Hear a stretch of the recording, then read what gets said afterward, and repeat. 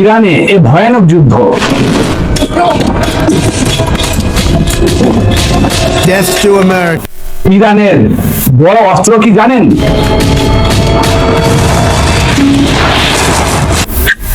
না না না না, অ্যাটম বম নয়। এই যুদ্ধে সব থেকে বড় অস্ত্র হলো দ্য স্ট্রেট অফ হরমুজ।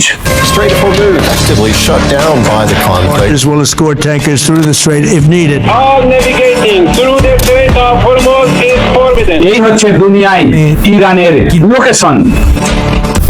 আর ইরানের একদম কাছ থেকে সাগরে একটি ছোট্ট রাস্তা। এইটা দেখতে ভীষণ ছোট লাগে, আসলে এটা কোনো সাধারণ রাস্তা নয়। Have been on a roller coaster. এই ছোট্ট রাস্তা থেকে So small that you couldn't even fit Luxembourg inside. আজ পুরো দুনিয়ায় অর্থনীতির একটি গুরুত্বপূর্ণ রাস্তা। Major international shipping route for oil and gas.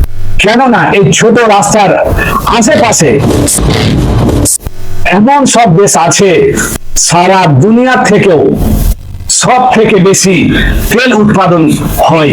About 20% of global oil supplies are transported through the waterway. যেমন Kuwait, Country with the 5th largest oil reserves in the world. Iraq, Bahrain, Qatar, UAE, even Saudi Arab. Aramco, it is the largest energy company in the world. আর তেলের জন্য এই সব দেশগুলি দুনিয়ার ধনী দেশের মধ্যে গোনা হয়।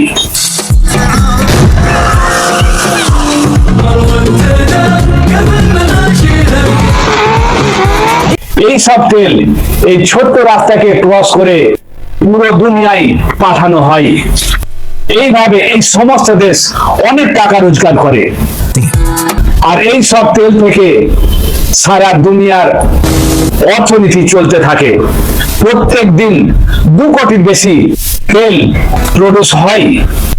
মানে প্রতি বছর এই রাস্তা থেকে দুনিয়ায় ট্রিলিয়ন অফ ডলারের ব্যবসা হয়। মানে দুনিয়ার অর্থনীতির জন্য এই রাস্তা খুবই গুরুত্বপূর্ণ। কিন্তু এই রাস্তায় একটি সমস্যা আছে।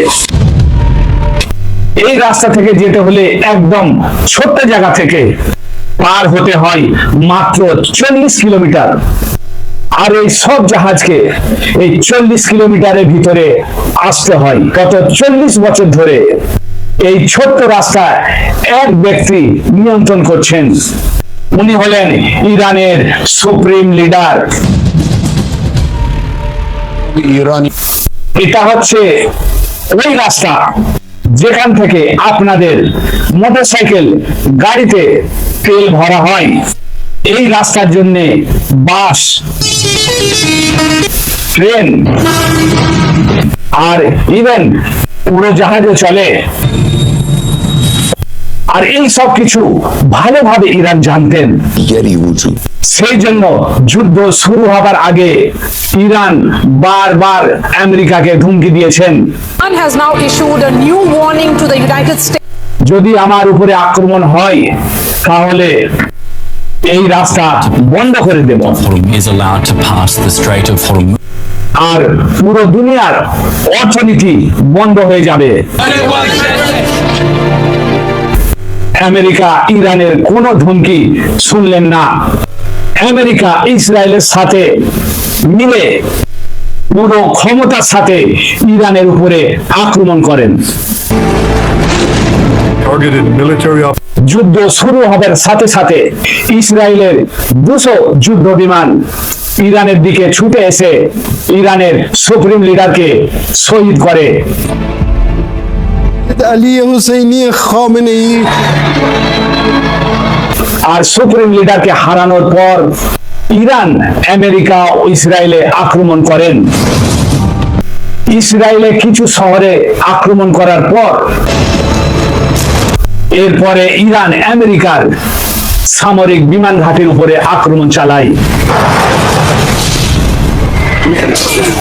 অবশেষে ইরানের সুপ্রিম লিডারের মৃত্যুবরণ করার পর ইরান সব থেকে বড় অস্ত্র ব্যবহার করেন, যা এর আগে ইরান কোনোদিন করেনি। ইরানের সমুদ্র থেকে সব বড় বড় জাহাজ যাচ্ছিল, হঠাৎ ওই বড় বড় জাহাজে রেডিও বাজতে শুরু হয়। এই রেডিওতে ইরানের নৌবাহিনীর সতর্ক বার্তা চলছিল। Iran's Islamic Revolutionary Guard Corps এতে ইরানের নৌবাহিনী হুমকি দিচ্ছিলেন যে আজকের পর থেকে স্ট্রেট অফ হরমুজ থেকে জাহাজ যেতে দেব না। ship in every site is not allowed to pass from the Strait of Hormuz. আর যে কেউ এই রাস্তা থেকে যাবার চেষ্টা করবে তাহলে ইরানের সেনাবাহিনী ইরানের এই হুমকির পর বড় বড় জাহাজ স্ট্রেট অফ হরমুজ খালি করে দেয়। Revolutionary এরপরে সমস্ত জাহাজ স্ট্রেট অফ হরমুজের পিছনে আটকে পড়ে, আর এই সব জাহাজে মিলিয়নস অফ ব্যারেল তেল আটকা পড়ে যায়। এই কারণে বিভিন্ন দেশে তেলের স্টক কমতে থাকে, আর পুরো দুনিয়ার অর্থনীতি খুবই দ্রুত কমতে শুরু হয়। আর বড় বড় দেশ ইন্ডিয়া, চায়না, জাপান এই সব দেশের অর্থনীতি খারাপ হতে শুরু হয়। स्ट्रेट ऑफ हॉर्मुज को ब्लॉकेड करने से भारत को सबसे ज्यादा नुकसान हो रहा है पूरी दुनिया में। আর পাকিস্তানে এই কারণে আস্তে আস্তে তেল শেষ হতে শুরু হয়। की कीमत में इजाफा कर दिया। ঠিক এইরকম সমস্যা বাংলাদেশেও দেখা যায়, economies like Bangladesh আর এই সব কিছু আফ্রিকাতেও হয়েছে। have been adjusted upwards in Nigeria at least 3 times. আর ইভেন ইউরোপে হয়েছে। ইরানের এই হাতিয়ারের জন্য পেট্রোল আর গ্যাসের দাম খুব দ্রুত বাড়তে থাকে। Since the beginning of this conflict, gas prices have risen by 50% and oil prices have risen by 27%. The 10 days of war have already cost European taxpayers 3 billion euros. মানে ইরান কিছু জাহাজ রোকার কারণে পুরো দুনিয়ার অর্থনীতি ইরানের কন্ট্রোলে রেখেছেন। শুধু তাই নয়, সবাই বলছেন স্ট্রেট অফ হরমুজের নিচে বড় বড় মাইন্স লাগিয়ে রেখেছে। কোন জাহাজ যদি ইরানের অনুমতি ছাড়া স্ট্রেট অফ হরমুজের উপর দিয়ে যেতে চায়, Step off the Strait of Hormuz. এই মাইন্স ওই জাহাজকে ধ্বংস করে দেবে। আর কিছু জাহাজ এর উপর দিয়ে যাওয়ার চেষ্টা করেছে, কিন্তু ইরান ওই জাহাজে আক্রমণ করেন। এই সমস্ত জাহাজকে আটকানোর পর ইরান ওই সমস্ত দেশকে অফারও দিয়েছিলেন, যে কেউ স্ট্রেট অফ হরমুজ থেকে যেতে চায় তাদেরকে একটি ছোট্ট কাজ করতে হবে। সেই সব দেশে যে আমেরিকা আর ইসরায়েলের রাষ্ট্রদূত আছে তাদেরকে দেশ থেকে বার করে দিতে হবে। কিন্তু আজ এটা প্রথম নয়, এর আগে মুসলিম দেশ তেলকে হাতিয়ারের মতো ব্যবহার করেছেন। আজ থেকে 50 বছর আগে এক মুসলিম বাদশা তেলকে হাতিয়ারের মতো ব্যবহার করেছেন, পুরো দুনিয়ার অর্থনীতিকে একটা বড় ঝটকা দিয়েছিলেন।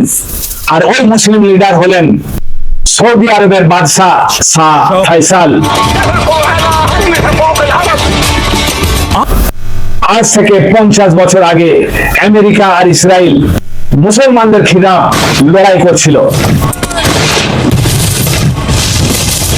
শাহ ফয়সাল ঠিক আজকের মতো তেলকে বন্ধ করে পুরো দুনিয়ার নেতাদেরকে নিজের সামনে মাথা নত করতে বাধ্য করেছিলেন। আর শাহ ফয়সালের 50 বছর পর আজ ইরান ঠিক ওই রকম করেছেন, স্ট্রেট অফ হরমুজ বন্ধ করে পুরো দুনিয়ার অর্থনীতিকে হিলিয়ে দিয়েছে। 29 a gallon to impact energy prices globally. কিন্তু ইরানের supreme leader Message from the newly appointed Supreme Leader, Mojtaba Khamenei. উনি প্রথম ভাষণেই বলে দিয়েছেন যে এই যুদ্ধ ততক্ষণ বন্ধ হবে না যতক্ষণ না আয়াতুল্লাহ আলী খামেনির আর বাচ্চাদের শাহাদাতের বদলা না নিয়ে Iran would avenge the blood of its martyrs.